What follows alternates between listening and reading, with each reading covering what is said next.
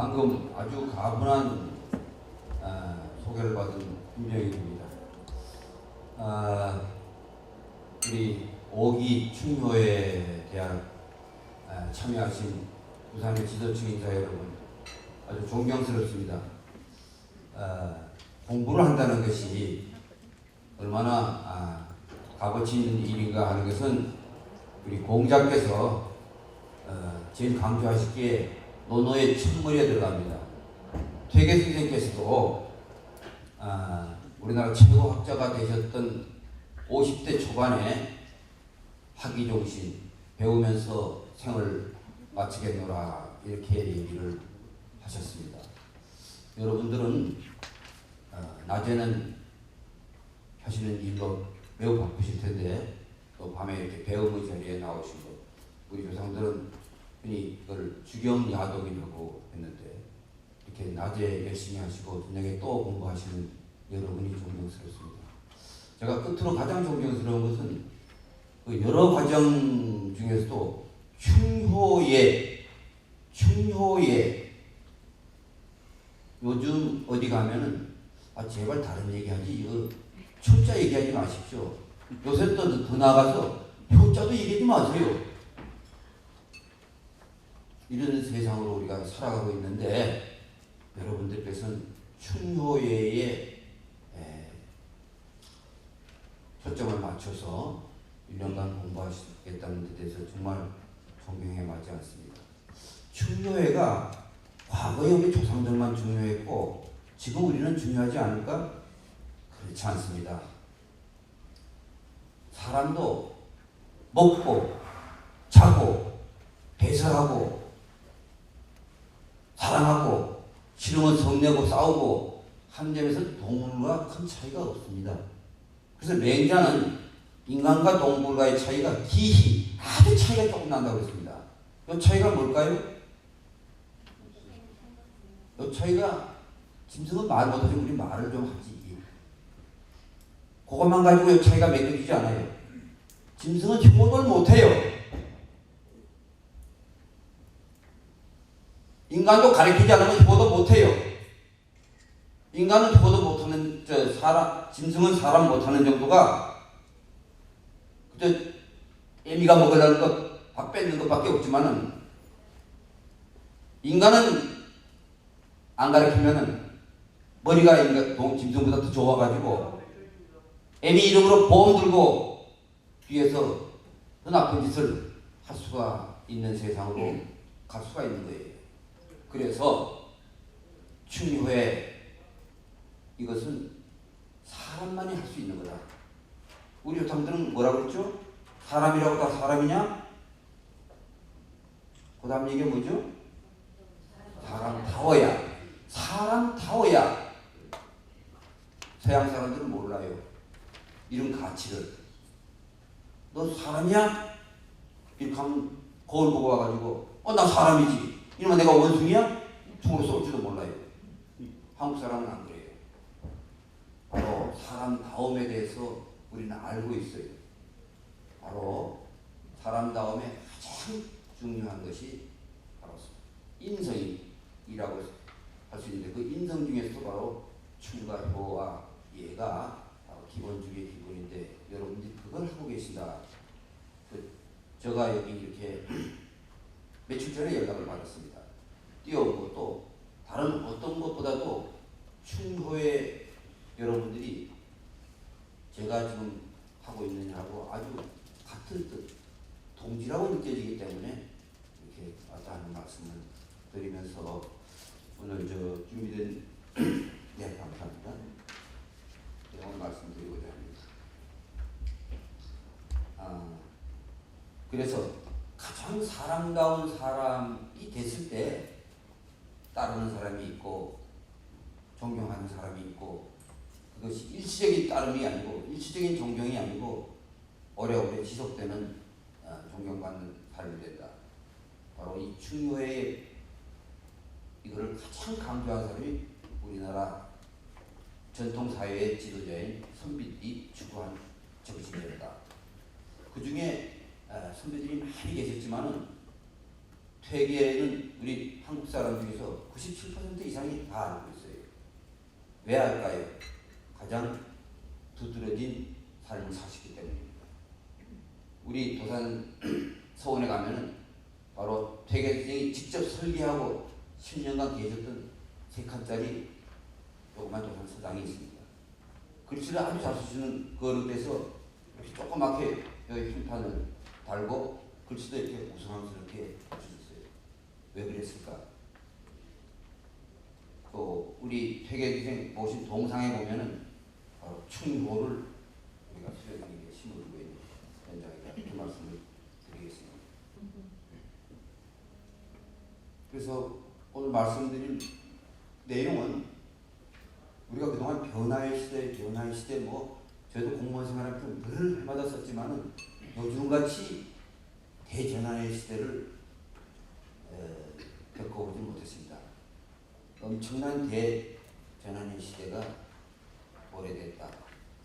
이런 엄청난 변화의 시대에 정말 예측하기가 정말 어려운 이런 시대에 우리가 어떻게 무장을 할 것인가. 저는 새 시대의 선비정신이 아주 필요하다고 말씀드리겠습니다. 그 이유는 뒤에서 말씀드리겠습니다. 그러면 선비정신 중에서 기왕이면 최고를 배워야 될 거 아니냐. 퇴계라는 분이 어떻게 살아갔는지 감동적입니다. 근데 이 퇴계라는 분이 뭐 어디서 뭐 달나라에서 왔겠습니까? 결국은 어려서부터 누군가에게 영향을 받았을 거예요. 근데 퇴계 스승이 없어요. 퇴계 제자는 억수로 많지만 그럼 퇴계는 누구한테 배웠을까?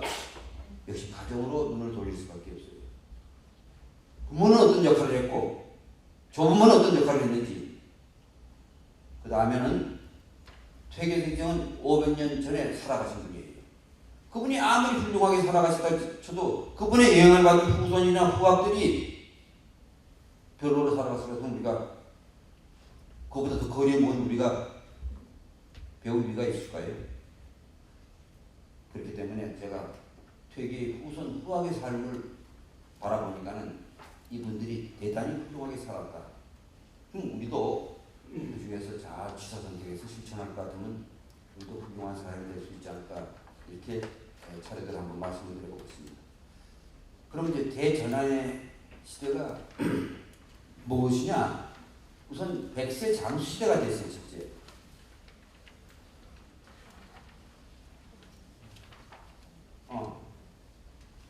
제가 공무원 출발하던 1970년에는 평균 수명이 60세였기 때문에 그때는 한갑에도 대단히 했습니다. 지금 83세가 넘어서고 있어요. 앞으로 곧 100세 시대가 될 거예요. 그래서 유엔에서도 65살까지 청년이라고 그러고 79살까지 중년, 저도 금년까지 중년이네요. 80세 이상 90세까지, 99세까지가 노년이고 저렇게 얘기를 하고 있습니다.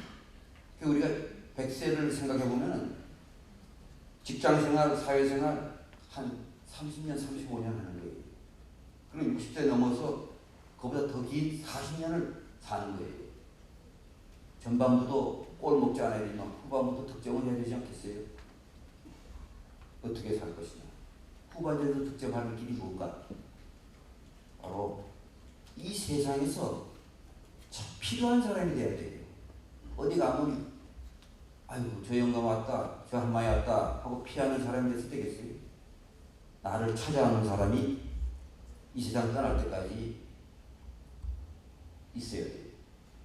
두 번째가 사람이 이렇게 오래 사는데 좋은 일이 많아야 되는데 우린 지금 정신문화가 아주 퇴조하고 있어요. 물질적으로는 얼마나 풍요로워졌습니까? 지난 60년 전에 비해 가지고 세계에서 제일 못 사는 나라가 지금 선진국에 다 있어요. 이렇게 과거보다 풍요로워졌고 자유스러워졌는데 개인들은 왜 불행한 사람이 일어납니까? OECD 38나라 중에서 우리는 20년 동안 1등 자리를 내려오지 않고 있어요. 그리고 우리 사회는 왜 반목과 갈등이 점점 심해집니까? 며칠 전에는 우리가 터키 다음에 2위였는데 작년, 금년 해가지고 우리가 1위로 올라갔을 것 같아요. 제가 최근 통계를 못 봤는데. 예. 왜 이렇게 잘 사는데도 불행하고 반복 갈등이 심할까요?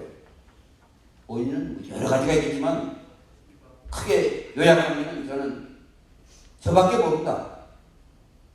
부모와 자식 간에도 자기 본이고, 그러니까 형제 간에 물론 자기 본이고, 다른 사람 간에 물론 자기 본이야. 내한테 이익되느냐? 두 번째는 그것이 그야말로 무엇이 이익되느냐? 나에게 이익되느냐? 그러니까 이기심과 물질 만능의 이런 잣대에 의해서 생긴 문제를 어떻게 처리해야 될 것이냐? 해보세요. 예, 결국은 그 대안은 나만 생각하지 않고 다른 사람을 배려하고 공경했던 그런 정신을 되찾아야 되고, 또 이익이 뭐냐 하는 것도 중요하지만 그보다 더 중요한 게 무엇이 올바름인가, 예의 염치를 따지면서 사람다움을 추구했던 이런 정신으로 우리가 좀 되돌아가야 되지 않을까. 이것이 바로 선비들이 추구했던 삶이다. 이제부터 우리는 어떻게 살아갈 것인가. 이기심과 물질 만능에서 좀 더 선비처럼 살아가야 되지 않을까. 이렇게 생각을 해봅니다. 세 번째는 그야말로 과학 문명이 엄청나게 발전되고, 이게 어떤 측면에서는 우리 인류의 미래를 아주 위험에 빠뜨리게 향하고 있습니다. 우선 4차 산업혁명 시대 굉장히 생활은 편리해졌습니다. 그렇지만은 저희가 가장 신경 써야 될 부분은 일자리를 잃을 수도 있다는 거예요. 바꿔 말하면 인간의 경쟁 상대가 4차 산업혁명 시대 되면서 바뀌고 있다는 거예요. 1차, 2차, 3차 혁명 시대까지는 인간 대 인간의 경쟁이었어요. 육체적으로 힘이 센 사람이냐, 힘이 적으냐에 따라서 노임 단가가 달라졌죠. 기계화되면서 기술을 잘 만드는 기술자하고 기술이 없는 사람하고 노임 차이가 더 났죠. 정보화 시대 되면서 디지털 기계 되면서 정보 잘 다루는 사람이 그렇지 못한 사람보다도 더 많이 받는 그런 인간 대 인간의 경쟁이었는데, 4차 산업혁명 시대가 되면서 모든 분야가 IT하고 결합해가지고 IT 속도로 확 발전되고 있으니까는 가장 대표적인 게 무인 자동차 이런 식으로 바뀌게 되니까는 이제는 경쟁이 인간 대 인간의 경쟁에서 인간 대 AI 간의 경쟁이 되고 있는 거예요. 그런데 수천 년, 수만 년 동안 생산은 인간의 고유 영역이 있고, 최근에 말씀한 서비스도 인간이 고유 영역이 있어요. 누가 생산 잘하느냐, 누가 서비스 잘하느냐, 인간 간의 경쟁에서 우열이 갈라졌다면, 이제 AI가 들어와가지고는 차츰차츰 우리 걸 접수해 가는 거예요. 근데 한 2달 전에 조평무사 가보니까 조평무사에 돈 나르는데 사람 한 사람도 없어요. 간별사 2명밖에 없어요. 위조 집회. 그것도 곧 잘릴 자리야. 바로 이와 같은 모든 인간의 고유력이 착착착착착 AI로 접수되면서 이제는 오픈 AI의 챗 GPT는 인간과 대화가 아니고 논문도 써주고 시도 지어주고, 제가 한 달 전에 퇴계된 귀향길 내려오면서 퇴계된 귀향길에서 답변해줘 하고 했더니 엉터리로 나와. 아직 공부가 좀 덜 돼 있기 때문에 퇴계를 100년 뒤에 사람을 해서 중국에서 온 거 이렇게 했더라고. 이것도 금방 아마 이제 쫓아오리라고 봐요. 이런 시대에 내가 어떻게 해야지 100세까지 살면서 경쟁력을 유지하겠어? 필요한 사람에 대해서 바로 AI가 따라올 수 없는 그 무언가를 가져야 돼. 마치 노아의 홍수가 일어났을 때, 다 물에 잠길 때 노아의 방주를 타고 물에 안 잠기는 데를 가야 되듯이 AI가 따라올 수 없는 그것이 뭐냐? AI를 다루는 창의력이에요. 근데 이런 창의력이 되기까지는 우리 조직 중에서 몇 사람이나 되겠어요. 그러니까 대부분의 사람이 반드시 해야 될 것은 바로 바른 인성이에요. AI는 굉장히 빨리 하잖아요. 정확하게 하잖아요. 노임은 인간보다 훨씬 적게 받잖아요. 근데 아무도 못하지만은 성질도 안 내. 근데 인간은 일도 못하고 돈을 많이 달라고 그러면서 그다 다른 사람한테 불친절하게 하면 어느 누가 이 사람을 필요로 하겠어요.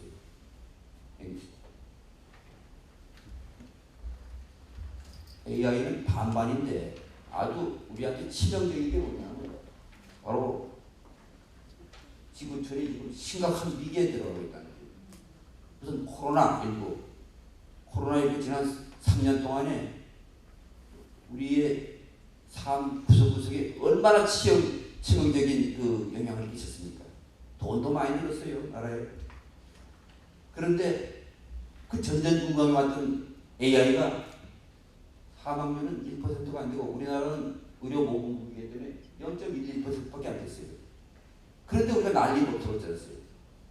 10,000명 중에 11명 죽는데 이거보다 훨씬 심각한 문제들이 지금 복합적으로 나타나고 있어요. 뭐 지구온난화, 지구 역사상 가장 늦게 태어난 인류가 그것도 최근 한 200년 전서부터 뭘 쪼물락 하면서 뭐 석탄 깨내든지 100년 전에 석유 깨내든지 50년 전에 가스 캐내가지고 이산화탄소 부글부글 지구 온도가 200년에 비해서 최근에 1.2도 올라간 거예요. 1.2도 올라간 게 이 난리야 지금.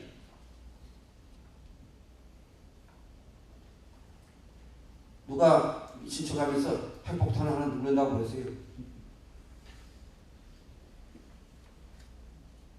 이런 여러 가지 이 문제들은 정말 인류의 미래를 아주 불안하게 만들고 있다. 이렇게 얘기를 하겠습니다.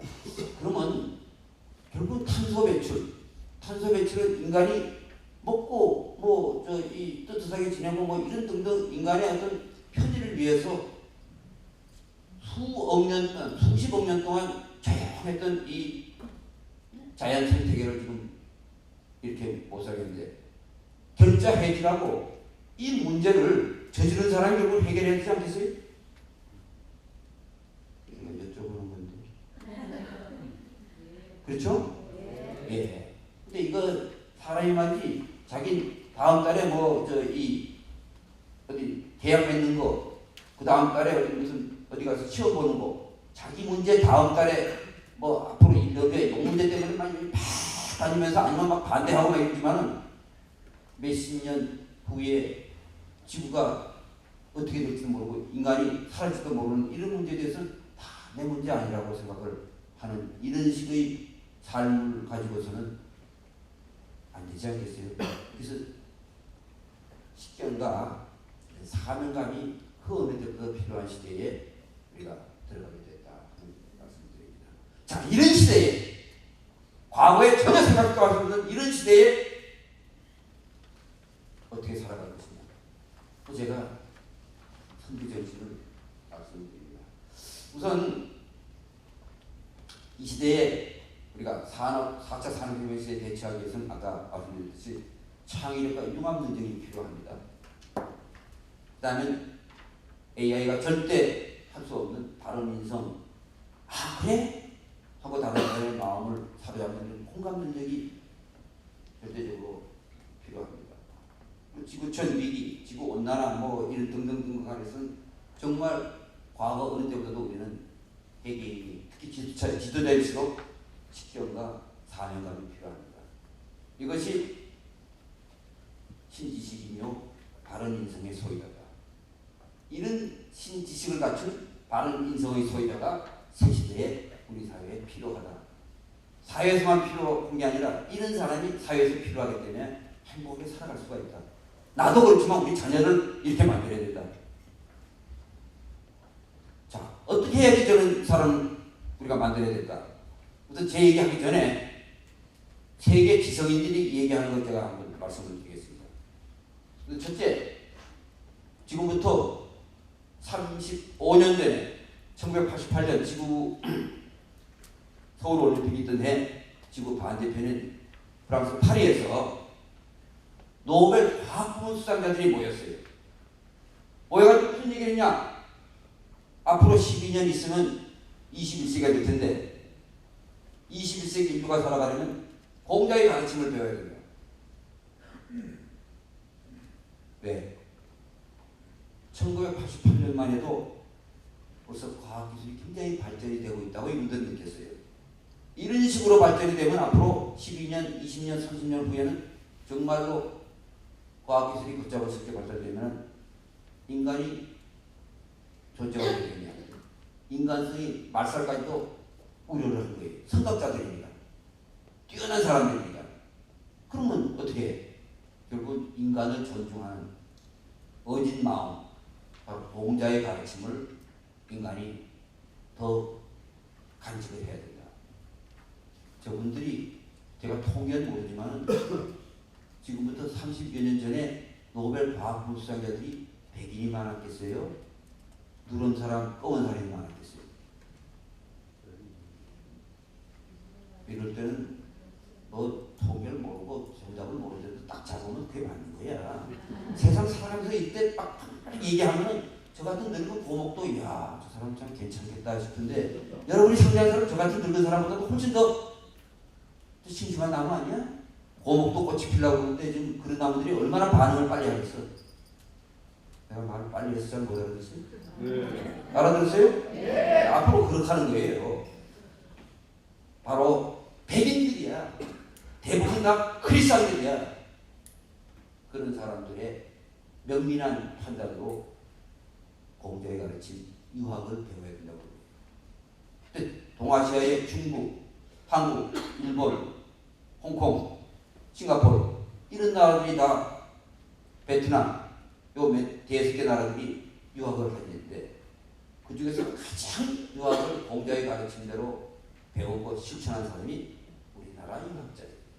중국은 땅덩어리가 워낙 넓고 저쪽 서역이나 뭐 이쪽 저 남중해 등등으로부터 엄청나게 외령 인물이 많이 들어왔어요. 일본은 기본적으로 유학자가 다스리는 나라가 아니고 칼제비에다 사무라이가 다스리는 나라예요. 우리나라 지도계층만이 붓을 들고 공자와를 연기하는 사람입니다. 그걸 말만 한 게 아니라 삶 속에서 효도하고 충성하고 살아가는 거예요.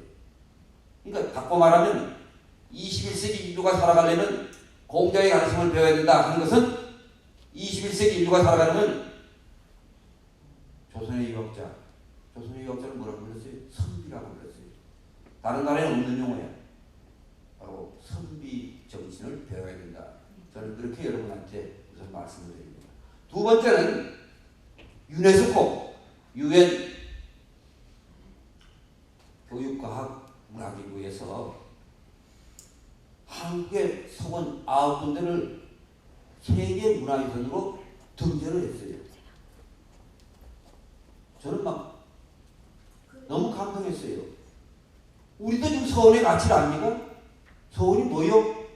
교회나 사찰이나 성당을 보면 모르는 사람이 없지만 서원 얘기하면 잘 몰라. 좀 안다는 사람한테 향교하고 어떻게 달라 이러면 이제 향교는 공립학교고 서원은 사립학교예요. 우리나라는 교육을 중시했던 나라이기 때문에 곳마다 향교가 다 있었어요. 그런데 거기서 요새 공교육보다 더 형편없어 가지고 선생은 병역 기피는 하려고 거기가 들어가고 애들은 거기서 이제 뭐 이렇게 술집이나 왔다 갔다 하는데 학생증 있으면 더 유리하다고 생각을 했는지 모르겠어. 이래갖고 퇴계선생이 공부할 때 야, 안 되겠다.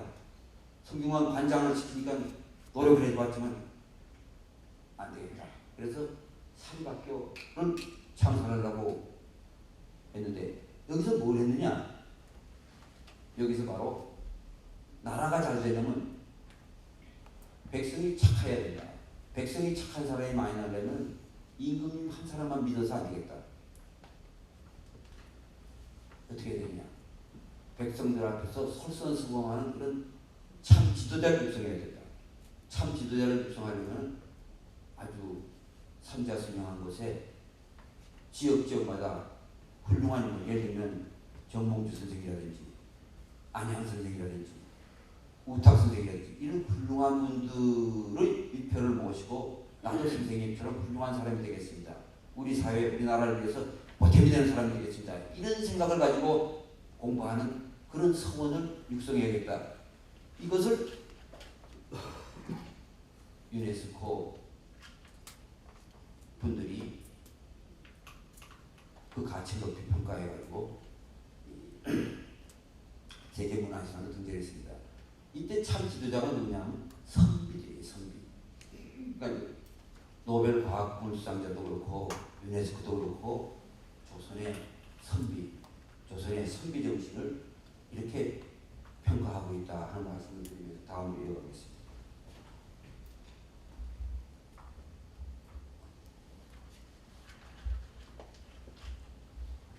그렇다면 선비와 선비 정신은 간략하게 어떻게 이해를 하면 될까?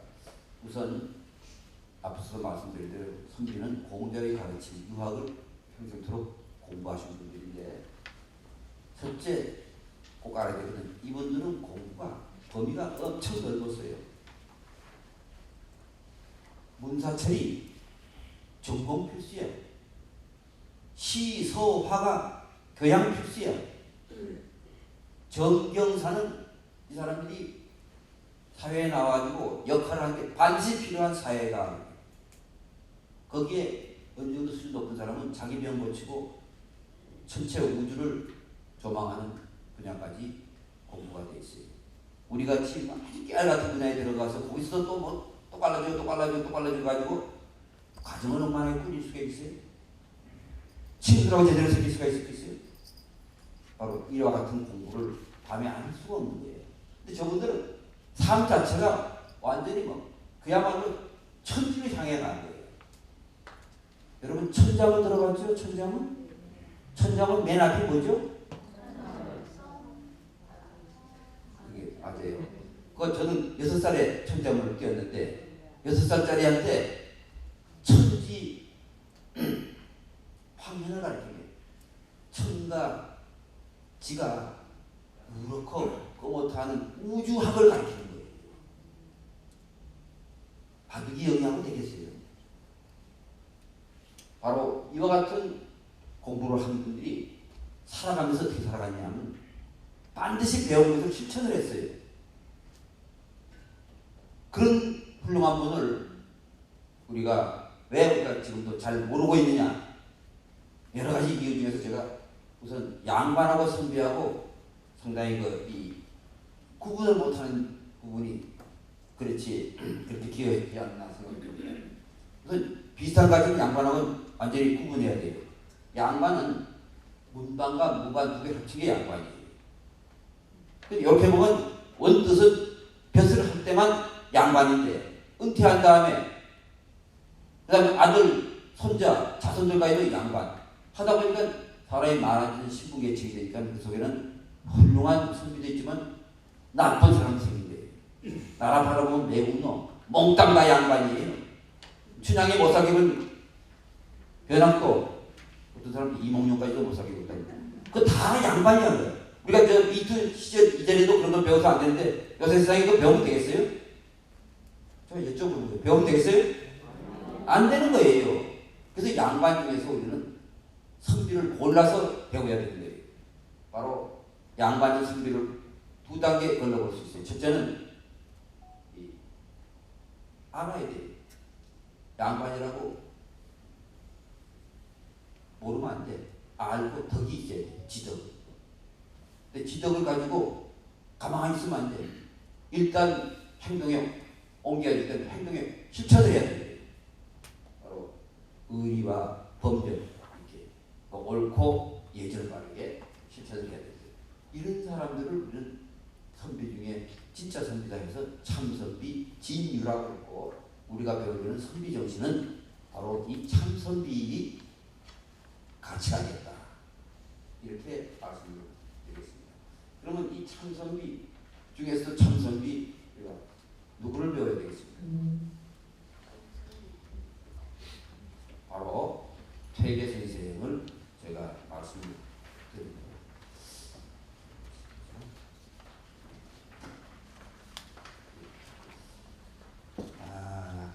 그런데 제가 이 말씀드리기 전에 딱 하나 꼭 말씀드려야 될 것은 퇴계 선생은 제가 감히 말씀을 드리는 게 아주 외람되었습니다. 퇴계 선생은 또 폭넓고 또 이 깊고 학문의 세계가 높기 때문에 퇴계 선생이 어떤 분이다 하고 그 일대기를 기록하는 걸 옛날에는 행장이라고 부르는데 퇴계 선생은 행장이 없어요. 아무도 퇴계 선생이 이렇다 저렇다 하는 얘기를 아무도 송구스러워서 할 수가 없었던 분이에요. 이런 분에 대해서 제가 64살에 그냥 그거 가지고 제가 뭐 조금 뭐 이래 듣고 이 책 보고 했다고 해가지고 퇴계 선생은 이런 분이다 하고 제가 감히 어떻게 얘기를 했습니까? 천부당 만부당한 얘기지. 제가 지금 말씀드리는 부분은 제가 16년째 지금 안동 도산에 머물고 있어요. 저 집은 분당입니다. 왜 와 있느냐? 퇴계 선생에 대한 얘기를 듣고 감동해서 있는 거예요. 그 저만 감동하고 저만 그렇게 실천하면 되겠어요? 안 되지. 아이고, 딱 들어요. 내가 나라의 은혜를 억수로 받은 사람이 이걸 지가 또 뭐 운 좋다고 지가 배워서 저만 이거 실천하면 되겠어요? 가급이면 알려야지. 근데 수련원에 오는 사람들에게 알리는 소리가 여기 계신 저 세 분이 지금 부산 교장 출신들이 와 계시면 우리 180명이 활동하고 있어요. 아니 요새 뽑으시자마자 191명이 지금 활동하고 있는데 그래도 도산에 안 오시는 분들에게는 어떻게 알려드려야 될 거 아니겠어요? 그래서 제가 느낀 것을 제가 다른 분들에게 옛날에 저같이 살지 마시고 퇴계 선생님같이 좀 사십시오 하는 그런 뒤늦은 저의 그 안타까운 그런 바람을 정리했다 이렇게 이해해 주시고 좀 더 관심 있으실 것 같으면 퇴계에 대한 공부는 책이 지금 뭐 한 수백 권이 나와 있고 논문이 막 수천 종류가 나와 있습니다. 그래서 공부해 주시면 여러분들의 삶에 굉장히 도움이 되라고 이제 그렇게 소득을 깔고 자, 세 가지를 요약을 했습니다. 하나는 끊임없이 공부해서 최고 학자가 된 것입니다. 퇴계를 아는 거는 다 저것 때문에 아는 거예요. 두 번째는 높아질수록 더 인간을 존중하고 바르게 특혜 없이 살아가셨어요. 2번은 다른 사람보다 상대적으로 훌륭하다면 이 세 번째 거는 다른 사람하고는 극명하게 차이 나는 자예요. 세 번째는 뭐냐면 아주 사명감이 굉장히 높았다. 아까 서원 얘기로 나왔습니다만 퇴계 선생이 그 당시 추구한 가치는 다른 사람들하고는 같이 비교할 수 없는 그런 사명감이 있었기 때문에 영원성을 가지는 거예요. 그래서 21세기의 사회 지도층인 여러분들에게도 사실은 이런 사명감 때문에 우리가 더 가까이 이 가르침을 청해야 되지 않을까 이렇게 생각이 됩니다. 자, 첫 번째, 끊임없이 공부해서 최고 학자가 됐다. 퇴계 선생은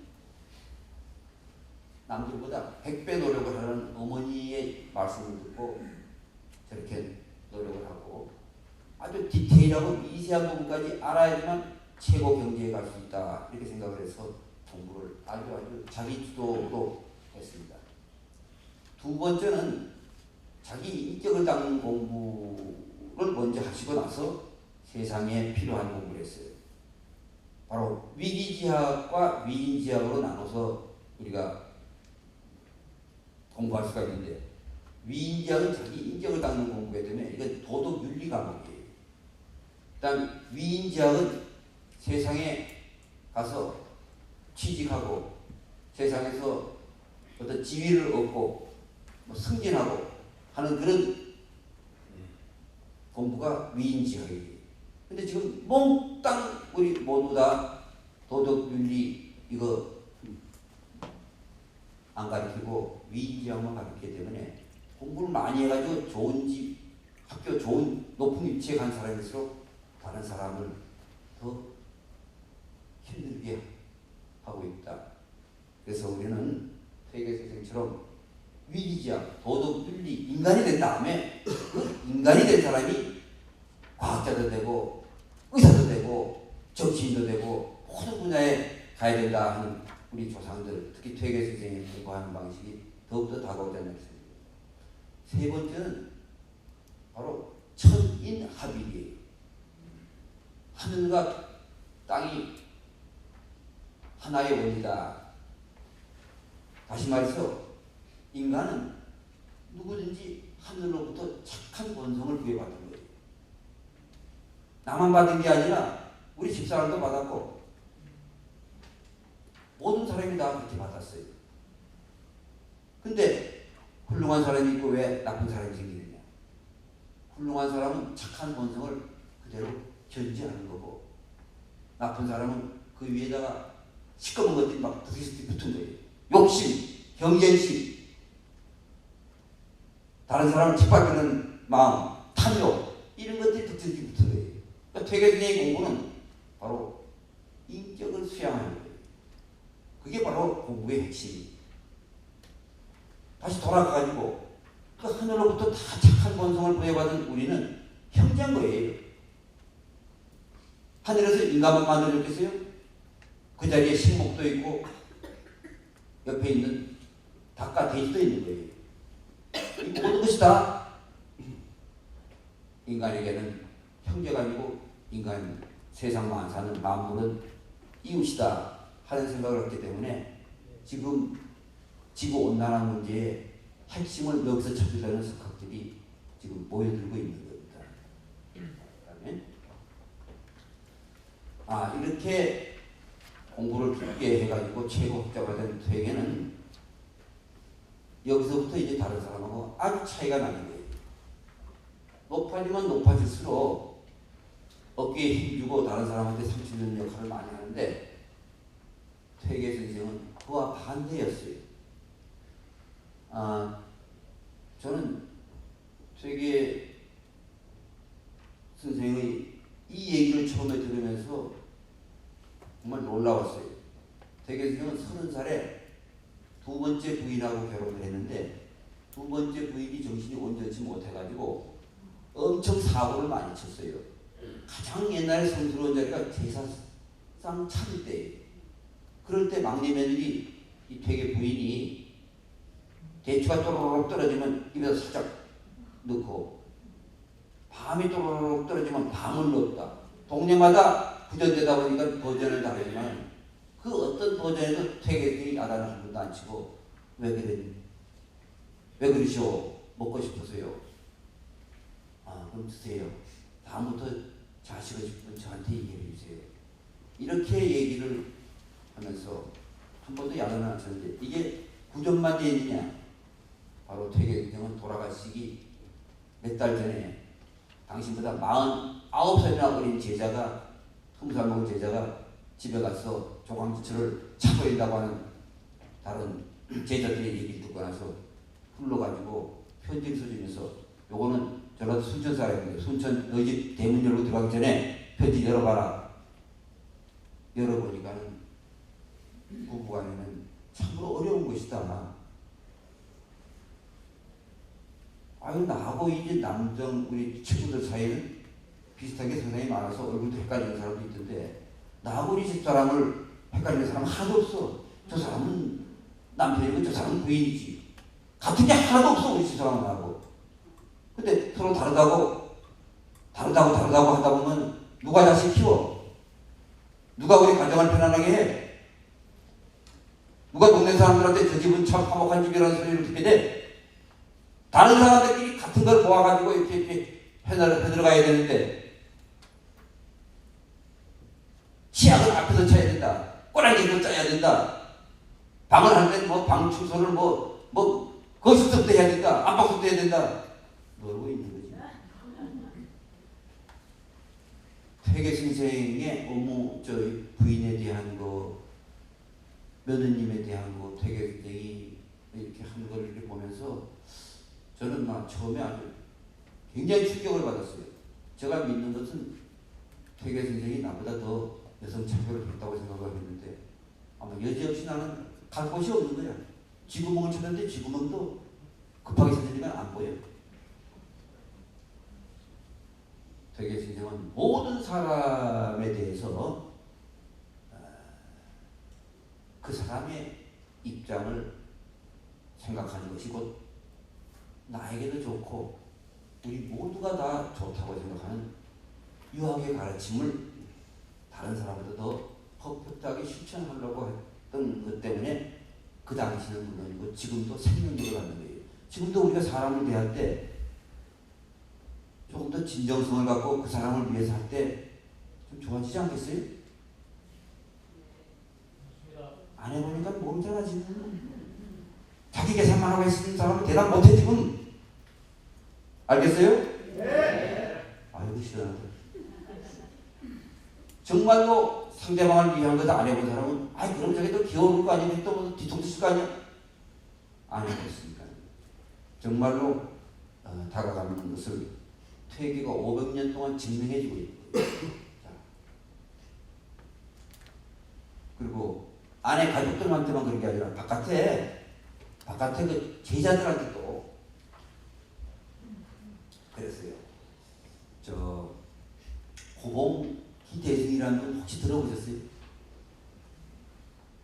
퇴계 선생보다도 나이가 훨씬 어린 전라도 광주에 있는 젊은 학자였는데 이 고봉이 당시에 퇴계가 제일 이 시대의 최고 학자라고 하는 퇴계가 전공이 뭐냐면 신성론, 이기론인데 그 핵심이 사단칠정이라고 해서 아주 착한 마음과 아주 이러저러한 모든 감정을 비교해놓고 그 관계가 어떠냐, 어떨 때 어떻게 해야 되고 하느냐 하는 이런 사단칠정론에 대해서 퇴계가 최고권이었는데 고봉이 선생님 들어보니까 뭐 이렇게 말씀하셨다는데 말이 안 됩니다 라고 얘기를 해봤어요.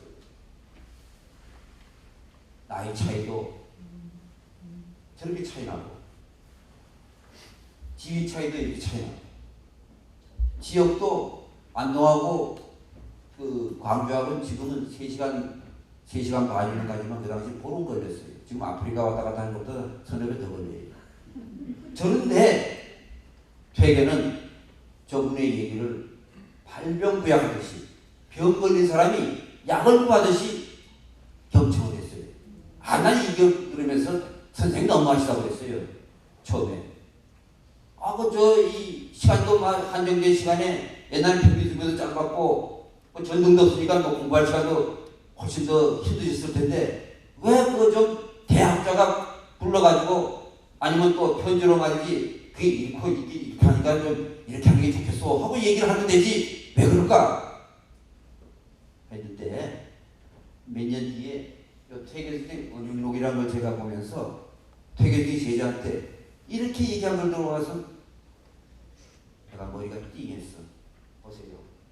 자기를 버리고 남을 따르지 못하는 것. 네 말 맞다 하고 따라가지 못하는 것. 그것은 배우는 자의 큰 병통이야. 왜 그러냐? 세상에 진리가 무궁무진하게 많은데 어떻게 저만 알고 남은 틀리다고 할 수 있어요? 저 한번 예를 들어보겠습니다. 난 카이스트 박사들 얘기하는 거 하나도 못 알아들어요. 의사가 저를 진단하고 처방전을 때리면서 저 약국에 가보세요. 가지고 가다가 내가 부주의해서 잊어버렸어. 어떻게 하셨어요? 내가 하나 기회도 얘기 못해. 또 올라가야지. 내가 그것만 모르겠어요? 모르는 게 천지빛깔이야. 여러분들은 저보다 훨씬 많이 아시겠지만 퇴계 선생도 그렇게 아시네요. 모르는 게 엄청 많다고 생각해요. 나중에 또 몇 해 지나서 보니까는 아인슈타인도 그래서 아인슈타인이 돌아가시기 1년 전인가 86세에 돌아가시면 85세 때 노벨 과학부상 상대성 원리 세계 최고의 지성인 이미 돼 있는 아인슈타인이 책을 보고 있단 말이에요. 돋보기 이렇게 하고. 그러니까 젊은 사람이 와가지고 선생님 다 얻으셨는데 뭘 또 그렇게 골치 아프게 공부하세요? 이보게 나는 모르는 게 너무 많고 내가 앞으로 공부를 하면 얼마나 더 하겠나. 난 남아있는 기간 동안에 조금이라도 하려고 그러니까 그냥 알아주게나. 아인슈타인과 되게가 뭐 서로 교감이 됐겠어요? 전혀 모르는 사람들도 어느 정도 수준이 올라가면 이렇고 무식하면 용감한 것 같아요.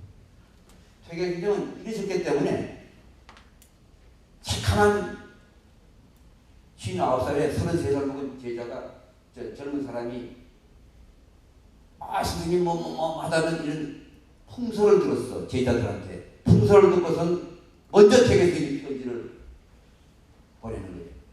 그대의 사간 칠정에 대한 얘기를 듣고 제가 전에 말한 것이 참 잘못됐으면 알았습니다. 처음 만나면서부터 그대는 참 이 경문이 넓고 저한테 많은 도움을 줬습니다. 머리를 숙입니다. 라고 편지가 갔어요.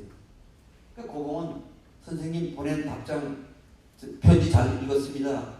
아이고 참 훌륭하십니다. 자상하십니다. 저도 감동적입니다. 그렇지만 제 생각에는 하면서 12,000자가 가는 거예요. 논문 한 편이 되는 거죠. 이게 8년 동안에 100여 통의 편지가 가면서 두 분은 학문 수준도 최고의 경지까지 올라갔어요.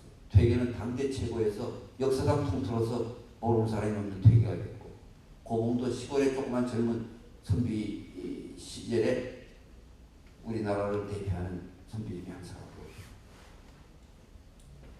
그 중에서 더 중요한 건 이분들의 관계가 아주 아름다운 관계로 됐다는 거예요. 이 아름다운 관계의 덕을 저도 지금 보고 있잖아요. 제가 도산서원 원장은 좀 8년 됐고 그보다 2년 먼저 월봉서원 원장을 제가 10년간 하고 있습니다. 아무 연고도 없는 사람.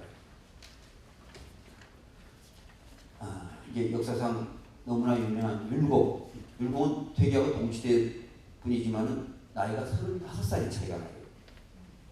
퇴계의 손자보다 겨우 5살 더 많아요. 이런 손자뻘 되는 율곡이 왔다가 간 다음에 질문을 해왔어요.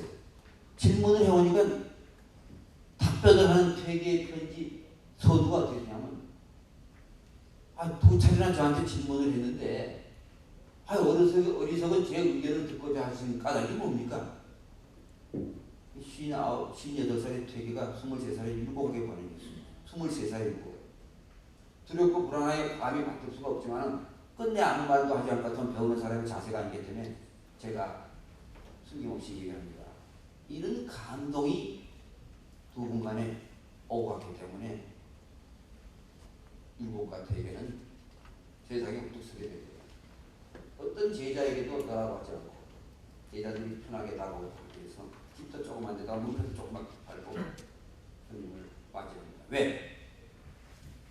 요새는 권력 센 사람하고 공천권 쥐고 있는 사람 또 뭐 사업권 바꿀 수 있는 큰 재벌 이런 사람한테 갈 때 그냥 두근두근 어떻게 무슨 얘기부터 해야 될까 이제 넥타이도 한번 고쳐내고 조심스럽게 친하게 만들어 갈 줄 몰라요. 옛날에는 그거 아니었어요. 이름 있는 학자, 도덕적이고 저리가 있는 그런 학자를 만나볼 때 사람들이 굉장히 긴장하고 뭘 물어볼까? 말씀하실 때 난 뭐라고 또 보충 질문을 할까? 이런 것 때문에 머리가 복잡해졌다가 하얘지는데 퇴계는 그걸 안 했던 거예요. 500년 천리길을 해서 오는 사람이 그래서 되겠어요? 마음 편하게 하고 그러기 위해서 집도 작게 문표도 우스꽝스럽게 본인이 미국까지 내려가서 제자와 후학들을 맞이하는 거예요. 요새 사람들이 왜 기분 나빠하면서 서로 반목을 갈등합니까? 자기를 알아주지 않기 때문에 그렇다는 건데 내가 갔는데 서서히 안전한 소리도 안 해? 내가 나오는데 자리에서 이러고 있어? 내가 그때 얘기했는데 이만 나이도 나보다 어린 놈이 말인지 반말인지 뭐 이게 지금 있어? 자기 대접 시작하게 했기 때문에 온갖 분란이 시작되는데 퇴계 선생은 제자가 왔을 때 후학이 정말 하늘 같은 가르침 받으러 왔을 때도 문방까지 내려가 가지고 맞이하니까 그 감동이 일어날 수가 없는 거예요. 그러니까 그 제자들은 자기 후손 자녀들은 대대로 우리 집안이 그래도 이렇게 된 것은 내가 이런 가르침을 받았기 때문이라고 그냥 이 유언처럼 내려가요. 그래서 퇴계 제자들은 퇴계 제자의 15대손, 16대손까지 지나갔잖아요. 400~500년. 그 제자들의 후손들끼리 모임이 지금도 있어요.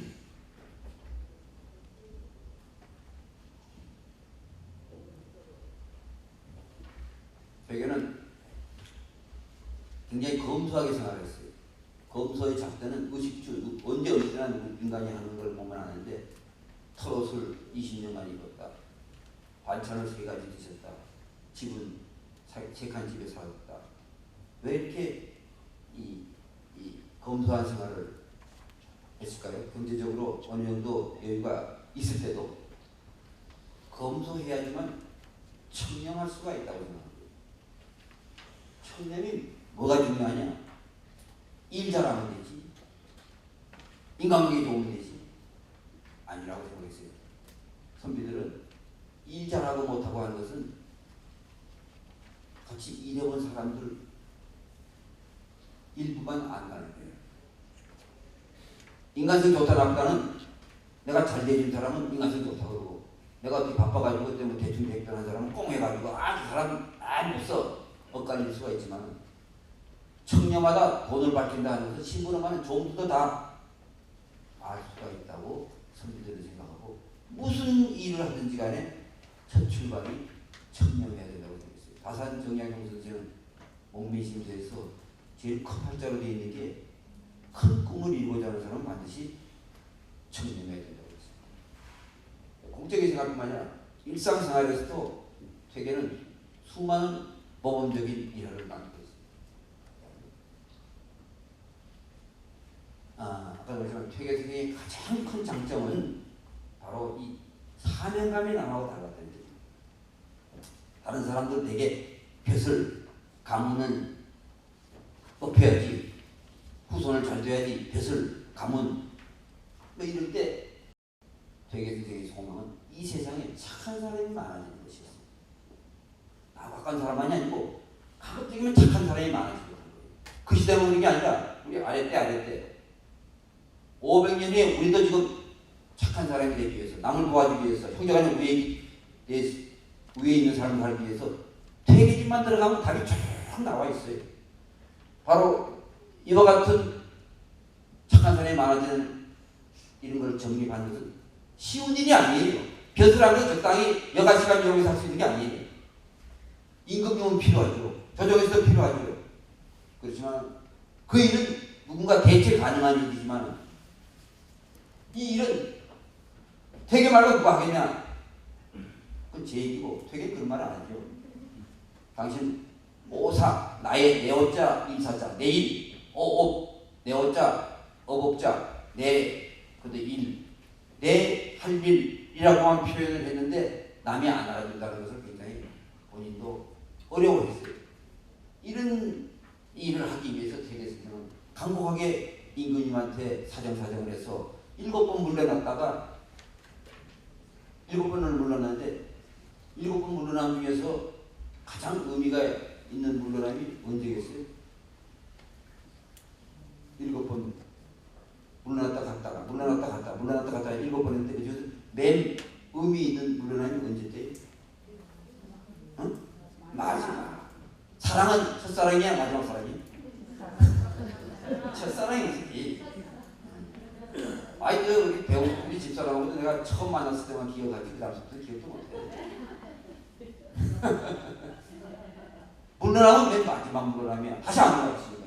그래서 우리가 2주 전, 3주 전에 2주 동안에 걸쳐서 퇴계 인생 마지막 기한기를 14박 14일 동안 제가 마지막으로 걸어내려갔어요. 내년부터는 보고 할 것 같아요. 왜 마지막 기한을 우리가 기념해야 되느냐? 바로 물러나가지고 다리 뻗고 쉰 게 아니야. 낚시질한 게 아니야. 병간호한 게 아니야. 바로 이와 같은 일을 하는데, 첫째는 당신이 서당을 열어가지고 직접 책임있고 저술하고 부학을 가르치는 거예요. 근데 그 당시는 이 교육수단, 학문수단이 한문이야, 한문. 그 한문으로 무수히 많은 것을 댕기셨는데, 되게 뒤에 소망이 뭐라고 했죠? 이 세상에 착한 사람이 많아지는데, 한문 아는 사람만 착한 사람이 되면 되겠어요? 한문 아는 사람은 10%밖에 안 됐어. 90%가 한문을 몰라. 이 사람들 산적해도 되겠어요? 분야대 검찰해도 되겠어요? 절대 안 되지. 그렇게 해서 이 사람들에게도 뭔가를 해야겠다 하고 고심하다가 바로 이 세종대왕이 100년 전에 만든 한글로 훈민정음으로 도산 12곡이라는 노래 가사를 12곡을 작사하는 거예요. 그러면서 춤추고 노래하는 걸 할 것 같으면 정말 노래 가사가 주는 의미가 대단하죠? 이게 뭐 이명웅이 팬 없나? 노래 가사가 주는 효과가 굉장히 크다는 걸 이미 태계 선생님이 아셨어요. 한문 모르는 사람에게 우리말 가사를 12곡을 지어가지고 나는 노래 부르고 싶은데 난 작곡 능력이 없다. 훗날 누군가가 작곡해가지고 많이 부르게 했으면 좋겠다. 그래서 지금부터 5년 전에 충남대학교 의사가 도산 12곡을 작곡을 했는데, 의사가 통기타 실력으로 작곡을 하다 보니까 수준이 일반인들이 굉장히 부르기 쉬운 수준 낮은 버전을 했기 때문에 따라하기가 아주 쉬워요. 음치 저도 뭐 오늘도 아침에 불렀어요. 유튜브에 검색창에 도산, 그래서 여자들은 벌써 시작합니다. 남자들은 한번 산다. 이런 21세기 이런 경쟁 시대야 지금. 유튜브 검색창에다 도산 시 이 곡 요 5개쯤 한번 쳐봐봐. 요거 뭐 나오죠. 그 중에서 뭘로 들어가야 되냐면 이 바위 덩어리 큰 거 2개 들어오고 잔디밭이 중간에 깔려 있는 데가 있을 거예요. 있어 없어요? 그래. 그거 딱 들어가면은 12곡의 그 멜로디하고, 그렇지, 그 곡이에요. 그죠? 아주 쉬워. 이게 되게 굉장히 작곡한 거예요. 작사한 거예요. 죄송해요. 그 다음에 또 하나 위대한 일은 뭐냐면, 또 하나 위대한 일은 당신이 서당에서 다 할 수가 없잖아. 그치? 그때 무슨 유튜브가 있었던 것도 아니고, 뭐, 무슨 뉴스가 있었던 것도 아니고. 그래가지고 전국 방방곡곡에 훌륭한 분을 모시고 이 서원을 창설하도록 하는 게 앞장서는 거예요. 사회학교. 이런 위대한 일을 하셨기 때문에 그 당시에 어떤 임금이나 어떤 고관대장하고도 비교가 안 되는 그런 위대한 일의 결정체가 지금 우리 앞에 있는 거예요. 그 다음에 근데 대개선생은 이와 같은 삶을 젊을 때 뭐 신심할 때 그때만 하신 게 아니라 아주 노쇠해가지고 곧 돌아가신다고 생각되는 그 마지막 순간까지 하셨기 때문에 감동의 연습이었어요. 대개선생은 69살 때 이제 더 이상 돌아가시기 1년 전에 서울에서 돌아가실 것 같으니까 임금님한테 사정사정해서 물러나는데, 그래서 물러나서 1년 9개월을 사는데 1년 9개월 동안 이제 도산에 계실 때 그 주위 사람들은 어떻겠어요? 그 영감이 몸이 약해서 돌아왔구만. 아이고 곧 돌아가시겠구만. 언제 뭐 장성달 가서 상해나 매일구만. 이렇게 생각했겠어요? 아니면 야 되게 선생이 돌아오셨다니 가서 배워야겠다. 얼마나 더 살지도 모르는데 편지로 물어봐야 되겠다. 시를 지어서 답시를 좀 구해야겠다. 이렇게 했겠어요. 전자 부자. 여성들만 대단하네. 그랬어. 그냥 세도하는 거야. 세도. 얼마나 피곤해. 얼마나 혼미해. 뭐 요새 같으면 필기가 좋아? 편지 같은 거는 요 1년 9개월 동안에 평생에 거의 5분인 정도를 이런 게 전부 받은 사람, 그 옆에서 보는 사람이 감동의 도가니야, 감동의. 자, 스토리도 기가 막혀. 편지 내용도 우리가 감동하는 내용이 저때 쏟아져 나와.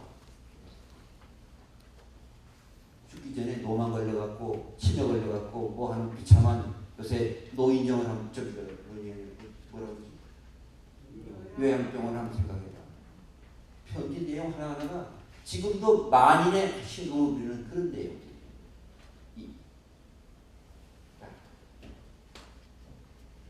그러니까 선생님이 돌아가실 때 모두가 다 가슴이 저리는 거예요. 한 가지만 얘기하지. 매화분에 물을 주어라. 회장님 들어봤죠? 돌아가시기 오후에 돌아가셨는데 돌아가신 날 아침에 섣달 여덟이니까 아주 추운 겨울에 매화나무가 아니고 분매 물을 주라고 했어요. 왜? 퇴계 선생에게 매화는 관상식물이 아니에요. 퇴계 선생에게 매화는 분신이야, 분신. 분신하면 하도 분신이 많이 써먹혀가지고 참듯이 좀 제대로 전달해야 되는데 퇴계 선생은 뭘 추구했죠? 옳은 것을 추구하는 사람이에요.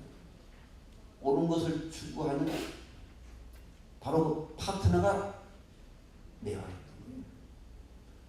그런데 사람 퇴계는 어떨 때는 뭐 머리도 혼미할 때가 있고 어떨 때는 배탈이 날 수도 있고 어떨 때는 불완전한 상태인데 그래서 완전한 상태로 가려고 노력하는데 매화는 한결같이 불변에 오른 상태이기 때문에 계속해서 매화를 보면서 자기를 그 경지로 올려놓으려고 하는 그런 대상이었어요. 그 퇴계가 시가 2,500수가 있는데 매화를 대상으로 한 시가 117수가 있어요. 그걸 또 그 중에서 한 100수, 한 90여 수를 딱 본인이 엄선을 해서 돌아가시기 전에 매화시첩이라고 본인이 직접 써가지고 만드는데 그 매화시첩이 우리나라 유일한 그 단일 시첩이에요. 근데 그 매화시첩의 가장 하이라이트가 당신과 매화가 서로 주고받은 게 5편이 돼요. 그걸 보면 퇴계가 어떤 분인지, 그걸 보면 퇴계의 사유의 수준을 알 수가 있고 우리가 본받을 점을 알 수가 있다. 그렇게 말씀드리겠습니다. 자, 이런 퇴계에 누가 바로 부모가 그다음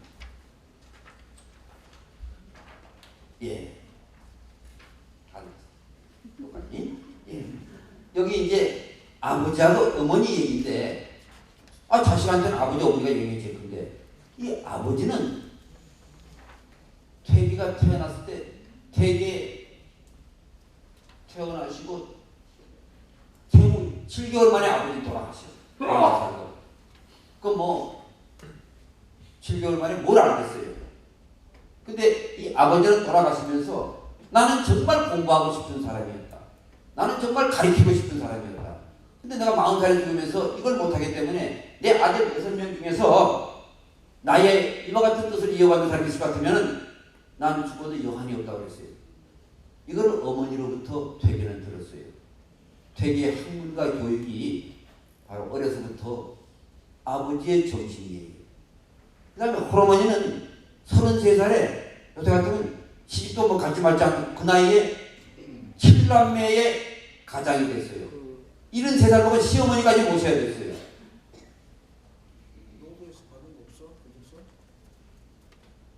그런데 이 어머니는 아버지가 나한테 기대한 게 뭐겠느냐. 돌아가신 내 남편이 바로 자식 제대로 키우고 가문을 일으키는 거다 이렇게 생각해가지고 그야말로 자식들 교육을 시키는데 남달랐는데 특히 과부의 자식은 옛날에 요즘보다 더 비난을 같은 잘못해도 손가락질 했어요. 그래서 남보다 100배 노력을 하라. 너희들은. 그리고 학문뿐만 아니라 뭔가 일과 현실을 잘해야 된다. 이런 얘기를 되게는 들어가지고 되게 다른 사람한테 편지 쓰는 대목에 보면 나에게 가장 큰 영향을 끼친 분은 나의 어머니라고 그랬어요. 어머니는 어떤 분이었을까? 퇴계 선생은 어머니의 비석에다가 어머니의 삶을 기록을 해가지고 지금도 도산에 오시면 어머니 비석을 볼 수가 있어요. 한문으로 되어 있으니까 내가 해석을 해드릴 수가 있어요. 보면 어머니는 문자를 배운 적이 없다고 했어요. 이건 위대한 발견 아닙니까? 저는 이거 하고 나서도 세상에 어머니한테 다 들려주고 싶어. 왜? 세상에 어머니처럼 훌륭한 아들 두고 싶지 않은 사람이 있어요? 손 들어보세요. 나는 내 아들은 훌륭한 아들 되고 싶다. 상관없다. 아이고, 내가 또 안 물어, 한 번도 손 안 들게 되면 안 물어본다고 해서 또 주체가 없습니다. 다 훌륭한 아들 두고 싶어. 그런데 훌륭한 아들 되니까 내가 신사임당만큼 내가 똑똑해? 똑똑하다고? 세상 버린다면 5만원짜리 돈에 내 얼굴 나오겠어? 그러니까 똑똑하지 못하고 훌륭한 아들 두고 싶으니까 과외시키고 돈 떨어지면 상견 안 가던 시아버지한테 찾아가고 또 뭐 정보도 없고 요새 오후 4, 5시쯤 가면 집에도 안 들어가고 적교 1등 앞에 전부 엄마들이 앉아갖고 정보 수집하려고 앉아있어가지고 우리 같은 사람 가끔 얘기하려고 차 한잔 마시고 할 공간도 없어.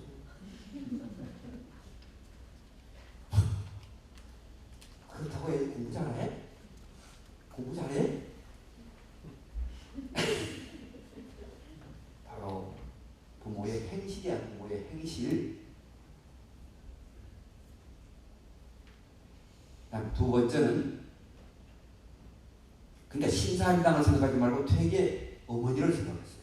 신사임당 같은 사람 생각하면 우리 쥐가 나니까는 편안한 마음을 가지고 나도 도덕적인 생활을 얼마나 할 수 있잖아요. 그다음에 아버지 어머니만 역할을 하고 할머니 할아버지는 허당이냐? 안 그런 거야. 지금 여기 보면 며느리 뭐 여기 연세가 며느리 본 사람은 다 뭐 젊은 분들만 피부 평평한 분만 계시네. 근데 늙은 연세 드신 분들은 아이고 나는 이제 뭐 틀렸어. 이제는 뭐 내 몸이나 갖고 와야지. 뭐 손자 아이고 바보나 손자. 야 손자라고 그런다고 왜 하니? 우리 집사람 친구들은 뭐 그런 얘기가 천하의 바보 같은 짓이에요. 퇴계 선생 할머니 할아버지 얘기. 퇴계 선생 할머니는 93살까지 사세요. 아들이 돌아갔을 때가 73살인데 며느리가 얼마나 희노성스럽게 모셨으면 93살까지 사시기 때문에 그 7달 된 퇴계가 22살 장가간 그 이듬해까지 할머니가 살았어. 밥상머리 교육, 무릎 교육을 시켰어. 누구의 무슨 얘기를 해주겠어? 잘은 모르지만 옛날에 교양에 있는 할머니들은 전부 할아버지 얘기를 하는 거야. 요즘은 자기 자랑을 해. 서로 자기 자랑을 해. 꼴 불겠냐. 손자가 효가. 옛날에 할머니는 할아버지 얘기를 한 거야. 할아버지가 누구냐? 퇴계생의 할아버지는 위대한 분이야. 나이 30살에 안동에서 조금 올라간 봉할아버지 들어봤죠? 네, 봉화의 훈도, 지금 말하면 봉화 초등학교의 선생님이야. 그리 계시다가 나라에서 쿠데타가 있는 거야. 수양대군이 어린 조카 단종을 내쫓고 귀양보내고 죽이기까지 하는 그런 일련의 과정을 보면서 사표를 내고 던지고 와서 옳지 못한 일을 나는 따라갈 수 없다. 이래가지고 단종이 계신다고 생각했다는 영월이 바라보이지 않겠지만 한 왕복 4시간 되는 국망봉이라는 봉우리에 올라가가지고 단을 만들고 제를 올렸어요. 걸렸으면은 능지처사가 됐을 거고 퇴계 선생은 우리 앞에 모습을 드러내지 못했을 거예요. 그런데 65세까지 천수를 누리면서 살아가고 나서 15년 뒤에 퇴계가 태어났고 또 20년을 더 산 할머니에 의해서 할아버지의 이 얘기가 전달이 된 거예요. 다음 이제 효도에 대한 얘기입니다. 퇴계 선생은 어머니로부터 들은 얘기를 평생토록 간직하면서 실천해야 돼요. 남보다 100배 노력하라. 그러니까 중용에 나오는 인식기체라는 글자를 좌우명으로 삼아가지고 끊임없이 공부해서 최고 필요가 됐어요. 몸 관리가 행실을 잘해야 된다 하니까는 어릴 때서부터 기대지도 않고 엎어지지도 않고 다리 뻗지도 않고 단정하게 모범적으로 살아갔어요.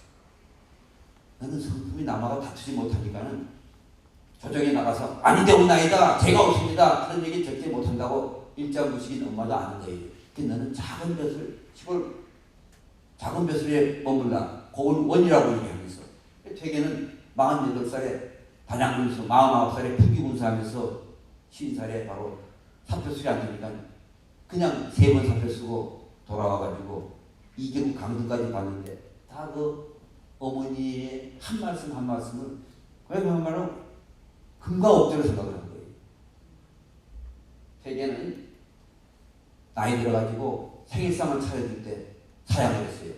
내가 태어날 때 우리 어머니가 고생했지, 나는 아무도 모르고 태어났는데 어머니 살아계실 때 내가 내 생일날 어머니 고생했다고 상을 이렇게 못 드렸는데 내가 무슨 염치를 받는단 말이냐. 효가 어느 부분까지 우리가 한정이 없다는 것을 알 수가 있어요. 바로 퇴계는 어머니로부터, 아버지로부터, 할머니로부터, 할아버지로부터 훌륭하게 받은 것을 후손들에게 물려주고 후학들에게 물려줘서 왔습니다. 이제 요 캐션 마크는 이거 누굽니까? 응? 아니, 후손 후학은 여기 앞에 있고 뒤에 이거 안 보여요? 이거 누구예요? 응? 알았죠? 네. 이제 후손 후학들 퇴계 도산서원에서 차로 한 10분 거리에 퇴계 선생 묘소가 있어요. 그 묘소 아래에 마을이 하나 있어요. 그 마을이 지금부터 한 50년 전까지 백호가 있었는데 그 백호 중에서 지금은 10분의 1밖에 안 남아있어요. 안동댐이 생기는 바람에 수몰이 돼가지고. 근데 이 백호에서 과거업자가 저렇게 많이 나왔고 독립유공자가 저렇게 많이 나왔어요. 왜? 바로 사람답게 살아가야 된다는, 사람답게 살아가는 사람들의 삶의 결과예요. 바로 그 민족 시인 이육사 선생 아시죠? 이육사 시인이 바로 퇴계 중에 14대 후손이고 바로 이 하계마을 호계너머에 있어요. 육사 선생도 마찬가지로 독립운동을 치열하게 한 사람이에요. 17번 동안 감옥에 끌려갔고 엄청나게 고문을 받았고 돌아가신 것도 광복 그 전해에 북경의 헌병 감옥에서 돌아가셨어요. 이런 분들의 삶이 왜 여기는 이렇게 옹고창가, 그 다음에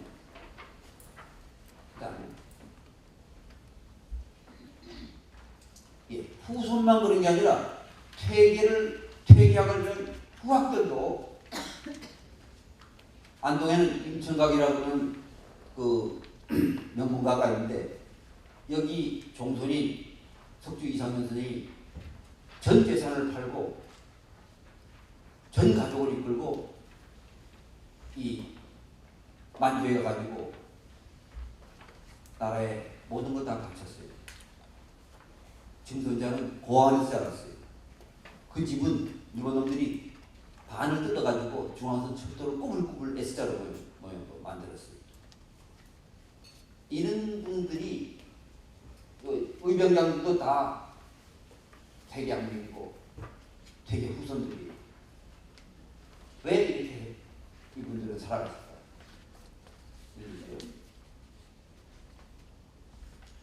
왜 이렇게 힘든 길을 살아갔을까? 바로 퇴계 선생이 무엇이 옳은가 하는 퇴계 선생의 철학을 주리설이라고 해요. 주리. 이게 그냥 뜻도 모르고 주리주리 하니까 감동이 없는데 바로 무엇이 옳은지 하는 것을 평생도록 이 삶을 후손과 후학들이 이어받았기 때문에 안동은 독립유공자가 다른 시군구 평균의 10배가 넘어요. 자, 그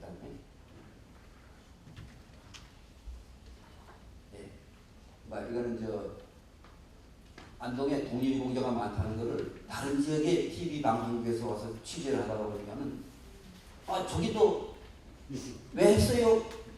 퇴계 선생의 영향. 여기도 왜 했어요? 다 퇴계 하니까 아니 퇴계 뭐 10년 전, 20년 전, 50년 전 분도 아니고 400년 전 분이 왜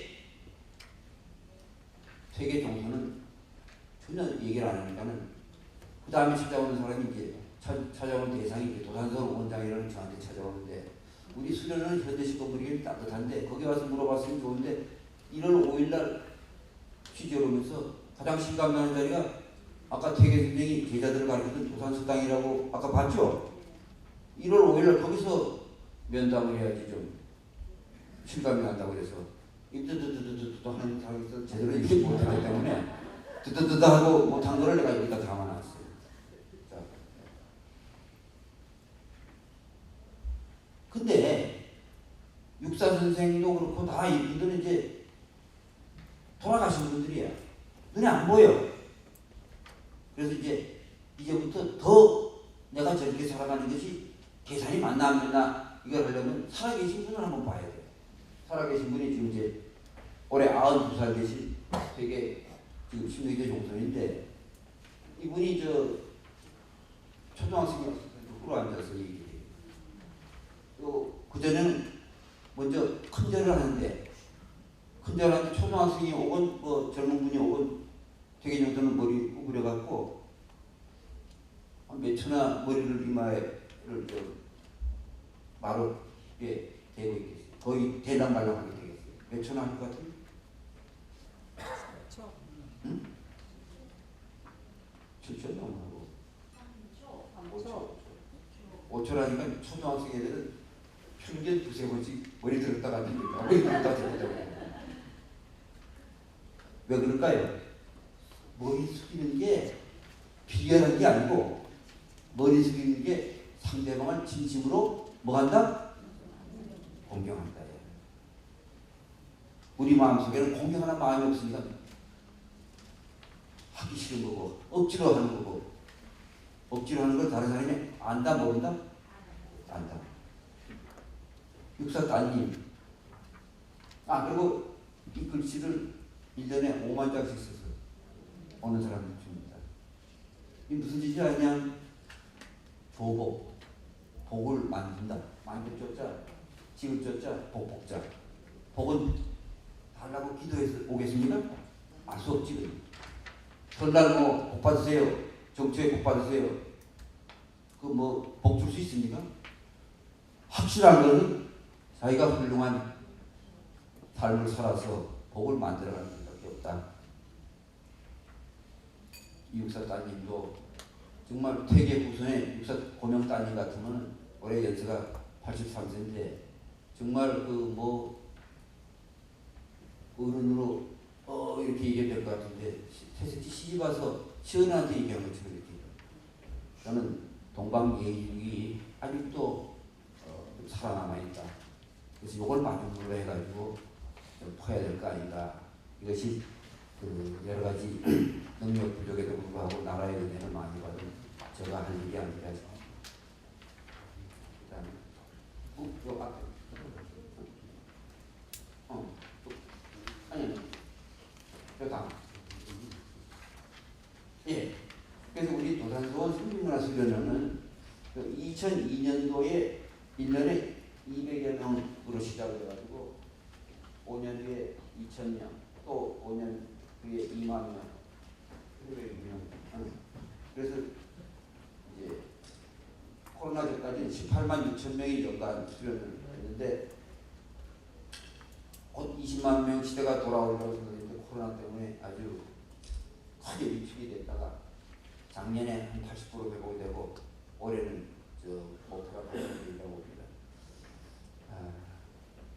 그래. 그다음에 여기에는 지금 175명이라고 했는데 지금 새로 들으신 분까지 한 191명의 교장 선생님, 교육장님들이 이 수련 봉사활동을 하고 계십니다. 여기도 지금 세 분이 조금 좀 일어서 가셔갖고 인사 한번 드리시죠.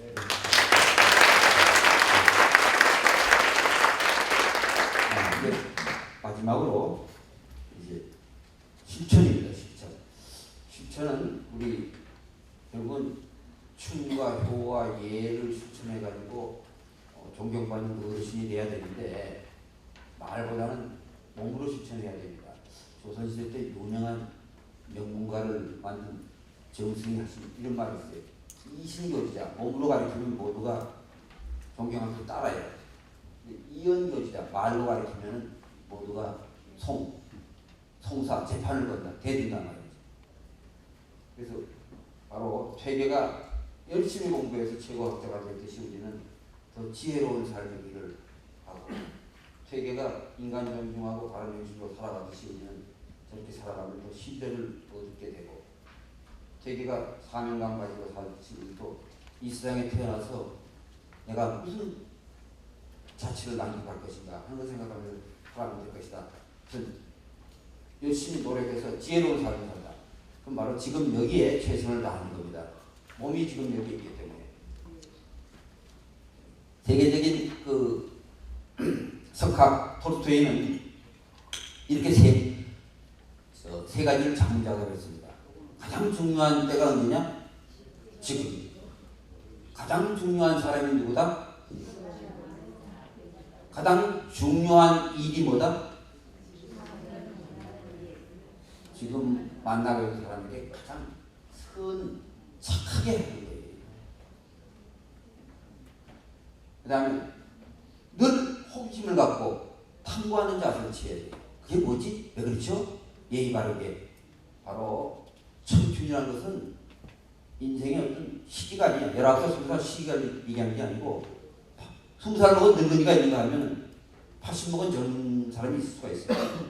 바로 볼구스라면 입술 불평한 뺨이 아니에요.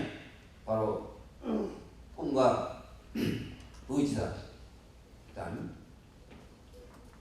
그리고 항상 공부하는 자세에서 우리가 질문하고 토론하는 자세를 취해야 됩니다. 지금 학교도 그렇고 사회도 그렇고 질문이 없어요. 유태인들은 질문하는 교육법으로 노벨상을 휩쓸고 있어요. 우리는 걱정할 필요가 없어요. 선배들이 5단계로 공부한 걸 우리가 창고에 써놓고 자물쇠를 잠궈놓고 꺼내질 않는데 그걸 꺼내갖고 먼지 털고 쓰면 돼요. 선배들은 5단계로 공부 우선 박학 넓이 배워야 돼요. 배웠다고 다 합니까? 반드시 질문하고 의심나는 걸 물어야 돼요. 신문. 질문하고 답변 들었다고 다 알아? 생각을 해야 돼. 신사 3단계. 생각했다고 끝으로 내면 안 되지. 생각한 걸 통해서 명확히 판단을 해야 돼. 옳고 그른가 선후와 이제 핵심과 주요 문제를 판단하고 판단을 근거로 해서 반드시 실천을 해야 됩니다.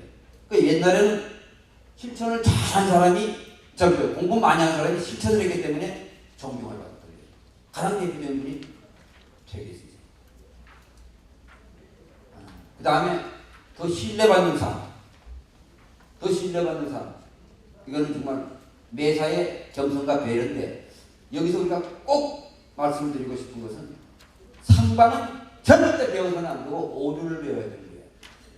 상강은 말이죠. 요선시대 공자 맹자시대에 없었어요. 상강은 바로 그 진나라가 진시황이 거꾸로진 다음에 대신한 한나라 그 절대 왕조예요. 한무제 우리나라 그 한성을 설치한 이 막강한 임금 시대 어영학자가 갖다 붙이면서 아부한 거예요. 이게 전 근대 사회에서 통했지만 요새 택도 없어요. 첫째 뭐야? 군위 신강, 임금이 이거니까 신하들은. 두 번째 부위 자랑, 아버지가 이거니까 아들은 무조건.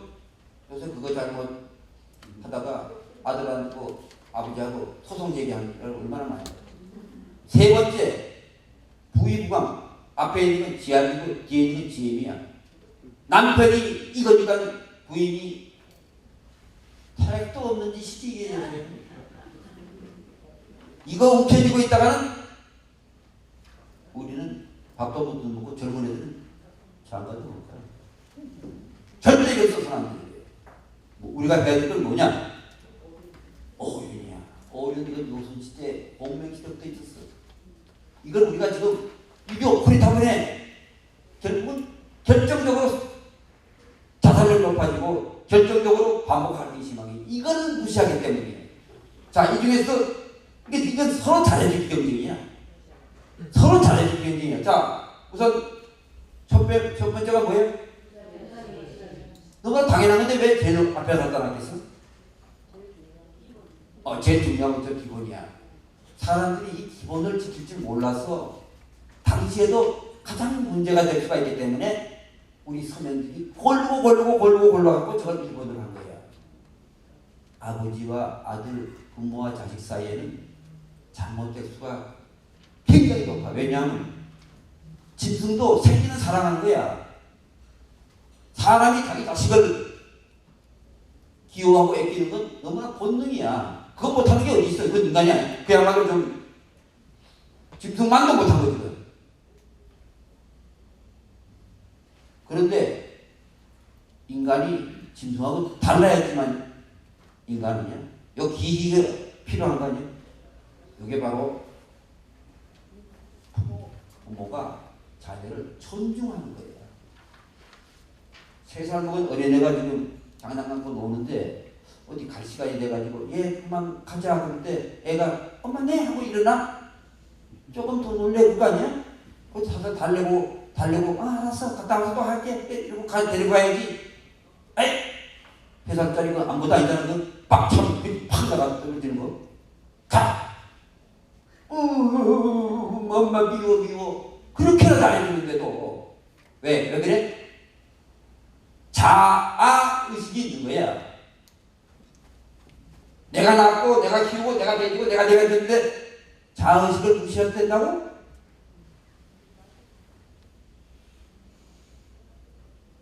세 살 때는 울면서 따라가지. 9살 때는 도망가다가 붙잡히죠 엄마한테. 아직까지는. 12살 때는 도망가면 못 잡혀. 남편한테 못 잡히지.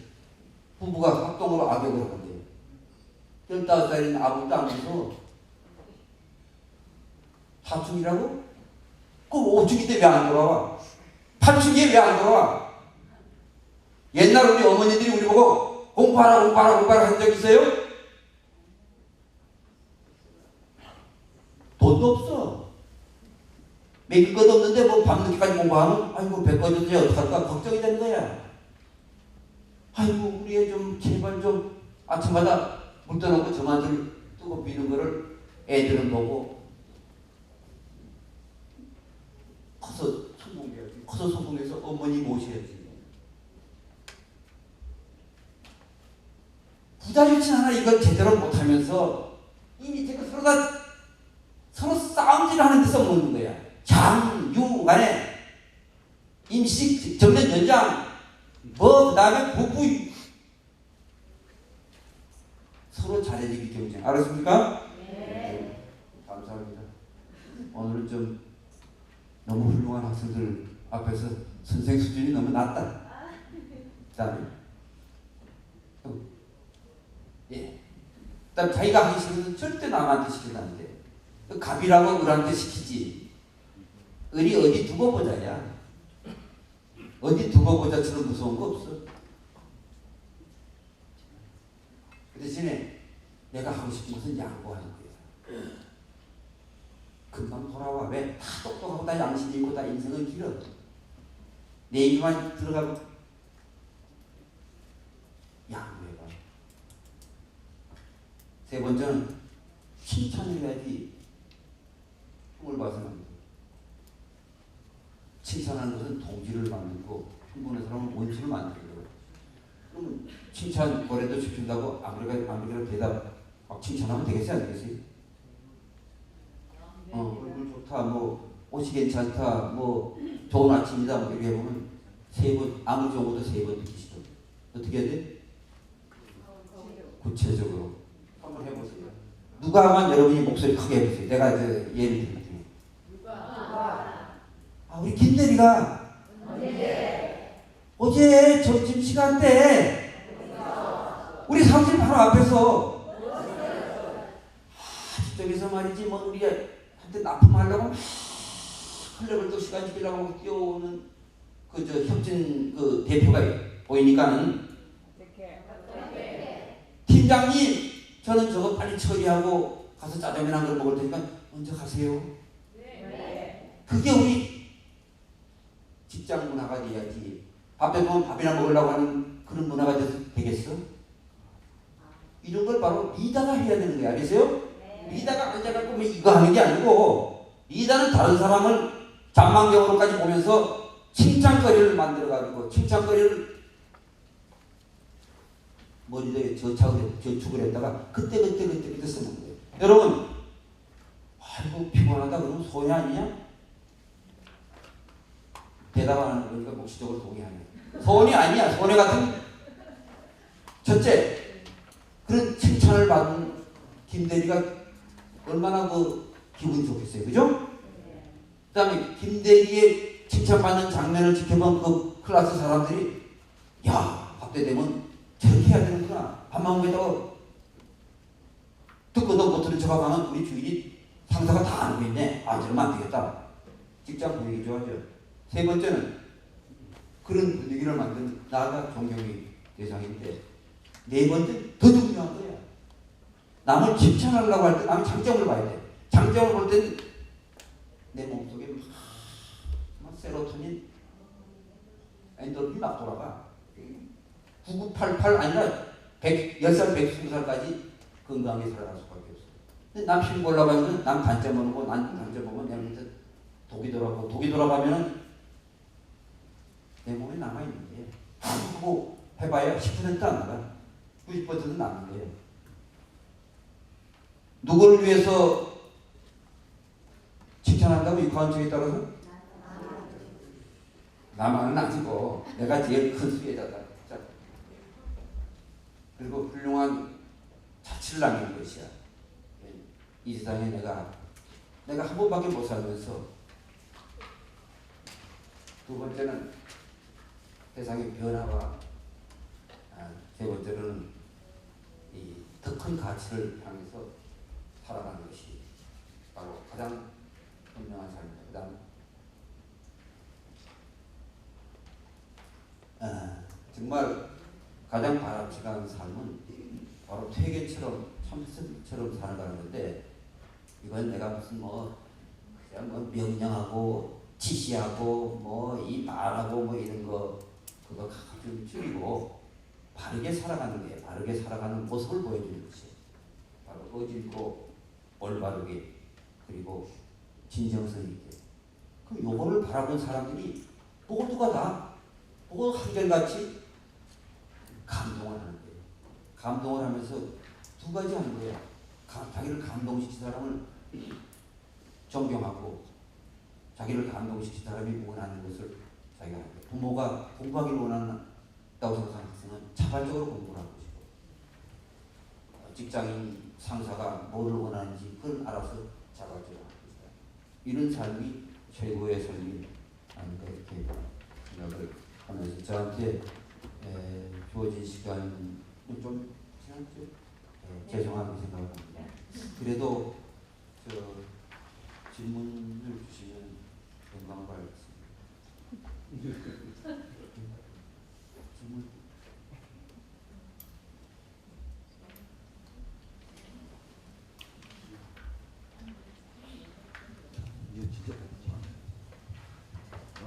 추인호에 대해서 관심이 많으셔서 이 과정에 참여하셨다고 생각되는데, 혹시 생각하시는 거하고 제가 얘기한 거고 조금 차이가 있다든지 아니면 좀 연계를 조금 했으면 좋겠다고 생각되는 부분이 있으시죠? 예. 네, 감사합니다. 고맙습니다.